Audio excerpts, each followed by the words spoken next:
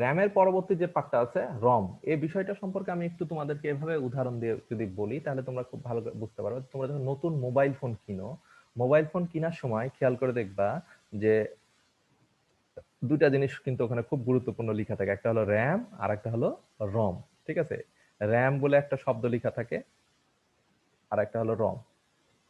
এবং খেয়াল করে দেখবা র্যামটা যদি থাকে হলো 2 জিবি আর রমটা লেখা আছে হলো 8 জিবি। আচ্ছা, এখন এই দুটার মধ্যে পার্থক্যটা কি? পার্থক্য হলো 2 জিবিটা যেটা, সেটা প্রথমে বলছি এটা হলো তোমার একেবারে টোটালি ফাঁকা থাকে। আমি যা কিছু মুভি থেকে শুরু করে গান বাজনা যা কিছু দেখতে চাই কিনা এই 2 জিবির মাধ্যমে দেখতে হবে।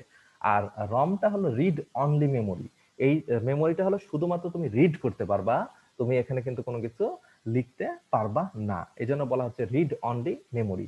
তাহলে এখন কি রিড করতে পারবা? যেমন তুমি যখন দোকান থেকে নতুন মোবাইল ফোন কিনো, মোবাইল ফোনে কাউকে একটা কল দিবা, এই যে কল দেওয়ার যে সিস্টেমটা, এটা কিন্তু তুমি নিজে তৈরি করো না, এটা কোম্পানি অটোমেটিক্যালি বিল্ড করে দিয়েছে। তুমি একটা ছবি তুলবা, নতুন মোবাইল নিয়েই তুমি কিন্তু ছবি তুলো, তুমি কিন্তু ওখানে কোনো অ্যাপস ইনস্টল করো না।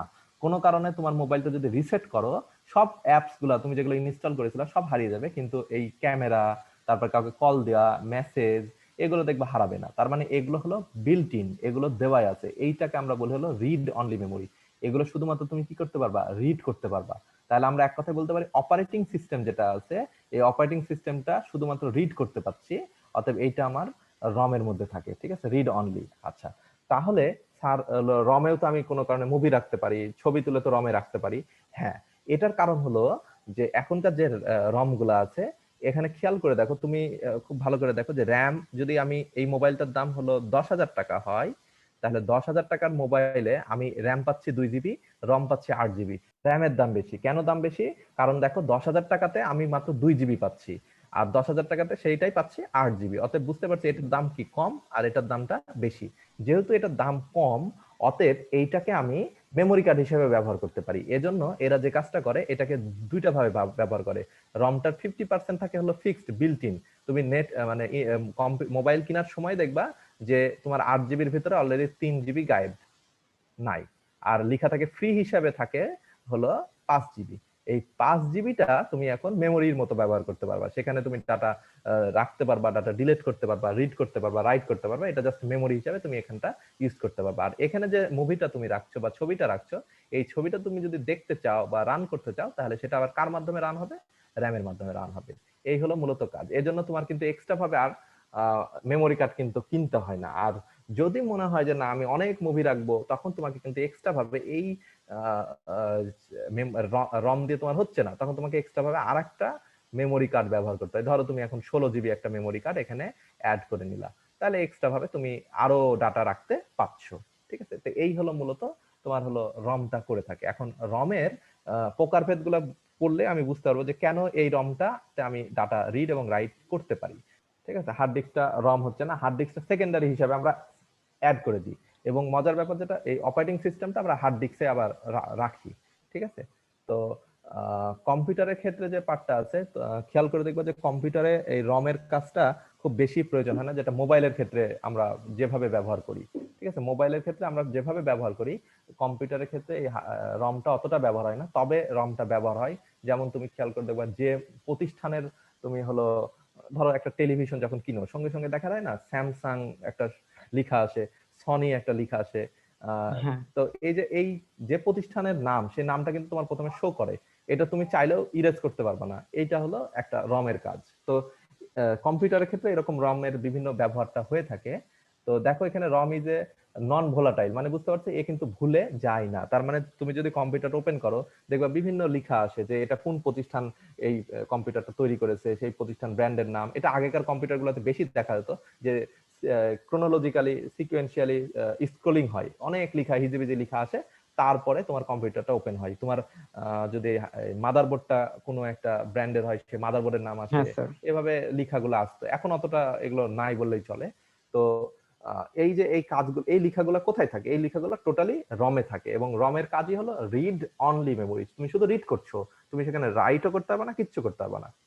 আচ্ছা, তো এর পরবর্তীতে রমের দেখো টাইপ গুলা দেখো, তাহলে আরেকটু ভালোভাবে বুঝতে পারবা। সেটা হলো যে ম্যানুফ্যাকচারিং প্রোগ্রামিং রম, তার মানে যখন তুমি ম্যানুফ্যাকচার মানে যখন তৈরি করছো তখনই যে রমটা থাকে সেইটা। যেমন তুমি যখন তোমার হার্ড ডিস্কটা তৈরি, এই মাদারবোর্ডটা তৈরি করছো, তুমি যখন তোমার বলা যেতে পারে যে এই কম্পিউটারের টোটাল কার্যক্রমটা, প্রসেসরটা যখন তৈরি করছো, তখনই তুমি একেবারে রমে লিখে দিচ্ছ, হ্যাঁ এটা এটা এই ব্র্যান্ডের, এটা এইভাবে লিখা হবে, ফিক্সড একবারই লিখতে পারবা। সেটা হলো ম্যানুফ্যাকচারের সময় করা হয় রম, যেটাকে আমরা বলছি রিড অনলি মেমোরি।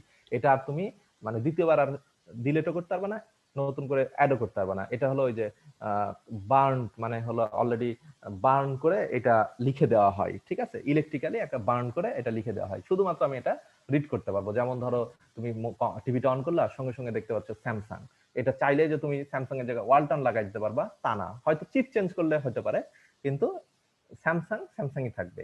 তো এইটা হলো তোমার ম্যানুফ্যাকচারের সময় তৈরি করা রম। আচ্ছা, এরপরে কিছু রম আসলো দেখো, সেটা হলো ইউজার প্রোগ্রামড রম, মানে প্রোগ্রামেবল রম। তার মানে কি, তুমি এখানে দুই একবার ডাটা চেঞ্জ করতে পারবা, যে প্রথমবার হয়তো ভুল হয়েছে, এখন তোমাকে ওই স্যামসাং এর জায়গায় তোমাকে এখন ওয়ালটন লিখতে হবে, তাহলে প্রোগ্রামেবল রম যদি নাও, তাহলে একবার ইরেজ করে তুমি তোমার নামটা আরেকবার লিখতে পারবা। তাহলে এটা হলো প্রথমবারটা পারবাই না, ফিক্সড। আর দ্বিতীয়বার যেটা বলছি সেটা হলো যে তুমি পারবা একবার অথবা দুইবার তুমি ইরেজ করে তুমি হলো নামটা চেঞ্জ করতে পারবা। এটা হলো প্রতিষ্ঠানের সুবিধার্থে। যেমন আমি চায়না থেকে প্রোডাক্ট নিয়ে আসলাম, কিন্তু আমার তো প্রতিষ্ঠানের নাম দিতে হবে, তাহলে চায়না প্রোডাক্টটাকে উঠাই দিয়ে আমি আমার ওয়ালটনের নামটা ওখানে অ্যাড করে দিচ্ছি। তাহলে এটা প্রোগ্রামেবল, একবার বা দুইবার আমি মানে ইরেজ করে রাখতে পারবো, প্রোগ্রাম করতে পারবো। আচ্ছা, তারপর আছে erasable programmable read only memory. তার মানে কি, আমি চাইলে ইরেজ করতে পারবো, আবারও প্রোগ্রাম করতে পারবো। তাহলে দেখো এটা ফ্লেক্সিবিলিটিটাকে আরো বেশি দিল।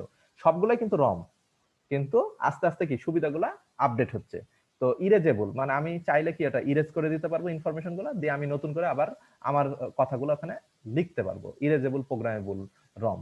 আচ্ছা, এরপর আছে আলট্রা ভায়োলেট ইপি রম, মানে কি আলট্রা ভায়োলেট রশ্মি, অতি বেগুনি রশ্মি যেটা আছে, সেটা দিয়ে আমি ডাটাগুলোকে ইরেজ করব, করে আমি ডাটা আবার নতুন করে অ্যাড করব। আর একটা হলো ইলেকট্রিক্যালি ইরেজেবল, যেটা এখন আমরা ফ্ল্যাশ মেমোরি বা তোমার মোবাইলে যেটা পাচ্ছি, ইলেকট্রিক্যালি আমি ইরেজ করছি, ডাটা রাখছি, আবার ব্যবহার করছি। মানে বুঝতে পারছো, রমের টাইপ গুলো আস্তে আস্তে কি ডেভেলপ হয়েছে, আরো আপডেট হয়েছে, যার পরিপ্রেক্ষিতে এখন যদি আমি শুধু বলি রম মানে শুধুমাত্র রিড হবে আর কিচ্ছু হবে না, সেটা এখন আর বলাটা মানে ঠিক না। আবার এটাও ঠিক যে রম মানে হলো রিড অনলি মেমোরি, ঠিক আছে, যে শুধুমাত্র এটা হলো তার কাজের উপর ভিত্তি করে আস্তে আস্তে ডেভেলপ হয়ে আসছে। এখন আমরা যেগুলো ব্যবহার করছি, এই যে erasable, electrically erasable programmable read only memory, যেটা তোমার মোবাইলে, কিন্তু খেয়াল করো কিছু পার্সেন্ট আবার ফিক্সড, তুমি চাইলে সেটা ইরেজ করতে পারছো না, চাইলে তুমি মোবাইলের ক্যামেরা ডিলিট করতে পারছো না, চাইলে তুমি মোবাইলের মেসেজ মেসেজ অপশন ডিলিট করতে পারছো না। তাহলে এটা হলো ফিক্সড। আবার কিছু অপশন তোমার কাছে ফ্লেক্সিবল দিয়ে দিয়েছে, তুমি তোমার মুভিটা ডিলিট করে দিতে পারছো, ছবিটা ডিলিট করতে পারছো, এইভাবে মূলত কাজটা হয়ে থাকে। আচ্ছা, তো র্যাম এবং রমের মধ্যে পার্থক্যটা কি? তো র্যাম র্যাম তো বুঝতে পারছো, random access memory, read only memory. আচ্ছা, এখানে খেয়াল করে দেখো যে শুধু রিড এবং রাইট দুটাই র্যামে সম্ভব, আর রমে শুধুমাত্র রিড করা সম্ভব। টেম্পোরারি স্টোরেজ কোথায় হয়ে থাকে? র্যামে হয়ে থাকে। আর রমে হলো পার্মানেন্টলি স্টোর হয়। তারপরে র্যামের খরচ কি বেশি, দেখলা একটু আগে। আর প্রাইস অফ র্যাম এটা একটু কম। আচ্ছা, তারপরে যেটা হচ্ছে র্যাম ভোলাটাইল, ভুলে যায়। আর নন ভোলাটাইল কি? রম। আচ্ছা, এটা স্ট্যাটিক র্যাম, এটা ডাইনামিক র্যাম। আর এগুলোর প্রকারভেদ হলো পি রম, ইপি রম, ইইপি রম, এগুলো এদের পার্থক্য হিসেবে দেওয়া আছে। এর পরবর্তীতে যে মেমোরিটা আছে সেটাকে আমরা বলি হলো ক্যাশ মেমোরি। তো ক্যাশ মেমোরিটা জিনিসটা কিভাবে আমি উদাহরণ দিয়ে বুঝাই। যেমন ধরো তুমি একটা রিক্সাতে এখন যাচ্ছ, রিক্সাতে যাচ্ছ, যে রিক্সা থেকে নামে রিক্সাওয়ালাকে বললা, জানিস আমার ব্যাংকে অনেক লক্ষ লক্ষ টাকা রাখা আছে। তো রিক্সাওয়ালা কি তোমাকে এই কথা শুনে ছেড়ে দিবে? অবশ্যই ছাড়বে না। তাহলে বুঝতে পারছো যে তুমি ব্যাংকে টাকা রেখে দিয়ে মানে চলাফেরা তুমি করতে পারবে না। তাহলে তোমাকে কি রাখতে হবে? কিছু টাকা তোমাকে ক্যাশ রাখতে হবে, যেটা তোমার মুভমেন্টে প্রয়োজন হবে। এটা তোমার ব্যাংকে রাখলে হবে না। তাহলে ক্যাশ মেমোরি কোনটা? ক্যাশ মেমোরি বুঝতে পারছো, কিছু মেমোরি, যে মেমোরিটা তোমার ডাটাকে ট্রান্সফার করার জন্য রাখতে হবে। এইটা মূলত যেটা খেয়াল করে দেখো, যে প্রসেসর এবং র্যাম এই দুটার মাঝে এই ক্যাশ মেমোরিটা রাখা হয়। এর কাজ হলো যে তোমাকে সুবিধা দেওয়ার জন্য। যেমন আমি তোমাকে একটু অন্যভাবে উদাহরণ দিই, কেউ আবার মানে খারাপ ভাবে নিও না। যদিও রমজানের দিন, তারপরেও খাবারের উদাহরণই আমাকে দিতে হচ্ছে। সেটা হলো ইফতারের সময় তুমি খুবই ক্ষুধার্ত, তো কি করেছো, সমস্ত মুড়ি একসাথে মুখের মধ্যে গোগ্রাসে ঢুকাইছো। এখন মুড়িগুলো যখন মুখের ভিতর এমন ভাবে ঢুকিয়ে রাখেছো, দেখো তোমার মুখের চোয়াল কিন্তু আর নাড়াচাড়া করতে পারছো না। তাহলে এখন তুমি কি করবা? গিলতেও পারছো না, চোয়াল নাড়াচাড়াও করতে পারছো না, চিবাতেও পারছো না, এমন একটা সিচুয়েশন হয়েছে। এখন তুমি কি করবা বলো? নিশ্চয়ই কিছু মুড়ি মুখ থেকে বের করে নিয়ে তারপরে তোমাকে আবার পুনরায় হলো মুখের চোয়ালটাকে নাড়াচাড়া করে প্রসেস করতে হবে। তাহলে দেখো, তুমি প্রসেসরকে যদি সব কাজ একবারে দিয়ে দাও, তুমি খেয়াল করো একটা পেন ড্রাইভে ডাটা পাঠানোর জন্য 10টা জায়গা থেকে 10টা মুভি এট এ টাইম দাও, দেখবা পেন ড্রাইভ স্লো হয়ে গেছে। তুমি 10টা কাজ এট এ টাইম দাও, দেখবা যে কাজটা আস্তে আস্তে স্লো হয়ে যাচ্ছে। তাহলে এই যে কাজটা স্লো হয়ে যাচ্ছে, সে করতে পারছে না, তাহলে তাকে কি করতে হবে? একটু রিলিজ করতে হবে, তাহলে সে কাজগুলো করতে পারবে। এই যে রিলিজ করে দিয়ে কাজটা করা, এটা হলো ক্যাশ মেমোরি করে। সাময়িক তথ্যটা সে নিজের মতো করে ধরে রাখে, তারপরে প্রসেসরকে দেয়, তাহলে প্রসেসর করতে পারে। আবার অনেকটা এভাবে চিন্তা করো যে তুমি একটা প্রিন্টারে প্রিন্ট দিবা, তুমিও প্রিন্টার দিয়ে প্রিন্ট দিবা, আরো তিনজনও প্রিন্টারে প্রিন্ট দিবে, এট এ টাইম দিয়ে ফেলেছে। তাহলে এখন প্রিন্টার তো তিনজনেরটা কম্বাইন করে প্রিন্ট দিবে না, সে একটা একটা করে দিবে। তাহলে সাময়িক তথ্যটা কে রাখছে? ওই হলো তোমার বাকি দুজনের যে প্রিন্টিং এর যে তথ্যটা, সেটা হলো ক্যাশ রাখছে। প্রথম জনেরটা শেষ হলো, দ্বিতীয় জনেরটা দিল, তৃতীয় জনেরটা দিল। তাহলে এইটা হলো প্রিন্টারের একটা ক্যাশ মেমোরি আছে। তাহলে প্রত্যেকটা ডিভাইস এরকম ক্যাশ মেমোরি তথ্যটাকে সাময়িক ধরে রাখে, এই কাজটা ক্যাশ মেমোরিটা করে থাকে। তো এটা হলো ওই যে ভোলাটাইল কম্পিউটার মেমোরি, তো provide high speed data speed, প্রসেসরকে স্পিডটা বেশি দেওয়ার জন্য এই কাজটা মূলত করে থাকে ক্যাশ মেমোরি। তো ক্যাশ মেমোরি বোঝা গেছে কিনা একটু কাইন্ডলি যদি বলতা। এই ক্যাশ মেমোরি সম্পর্কে এখানে ডিটেলস লেখা আছে, একটু দয়া করে দেখলেই পারবা ক্যাশ মেমোরি আসলে কিভাবে কাজটা করে, ফাংশন অফ ক্যাশ মেমোরি, এগুলো সবগুলো একটু পড়বা। ঠিক আছে? এই ক্যাশ মেমোরির পরবর্তীতে আরেকটা মেমোরি আছে যেটাকে আমরা বলি হলো ভার্চুয়াল মেমোরি। ভার্চুয়াল মেমোরিটা তোমরা অলরেডি যারা গেম খেলো তারা অলরেডি দেখবা যে তুমি এখন এখানে কেউ আছো ভাইস সিটি গেম খেলেছো, বা ওই যে আগেকার যে ওই যে অনেক আগের যে গেমগুলো, এখনো গেম আছে অনেক, যে গেমগুলো তুমি নর্মাল দেখবা যে গেম হলো 1 GB, যখনই ইনস্টল দাও বা যখনই ওপেন করো সঙ্গে সঙ্গে দেখবা যে 10 GB জায়গা গায়েব। তাহলে এই 10 GB জায়গাটা গেল কোথায়? হ্যাঁ, এটা হলো ভার্চুয়ালি ওই মেমোরিটা নিয়ে ফেলেছে। এখন যদি আমি বারবার সবসময় 10 GB নিয়ে রাখি তাহলে তো ক্ষতি। যখন আমার প্রয়োজন না আমি আবার রিলিজ করে দেবো, ছেড়ে দেবো। এই যে কাজটা করা হচ্ছে এটা হলো ভার্চুয়াল মেমোরির কাজ। এভাবে মূলত জায়গাটাকে আমরা মানে রিইউজ করা হয়। ঠিক আছে? তো এইভাবে ভার্চুয়াল মেমোরি ব্যবহার করা হয়ে থাকে। তো এর পরবর্তীতে আরো যেটা আছে অ্যাক্সেস টাইম। অ্যাক্সেস টাইমটা আসলে কি, কিভাবে অ্যাক্সেস টাইম হয়, তো এটা আমরা পরের দিন দেখবো। ফ্ল্যাশ মেমোরি, বায়োস খুব বেশি নাই। তো আপাতত আজকে এই পর্যন্তই, ভার্চুয়াল মেমোরি পর্যন্ত। তোমাদেরকে স্লাইডটা কি এর আগে আমি কি স্লাইড দিয়েছি গতদিন?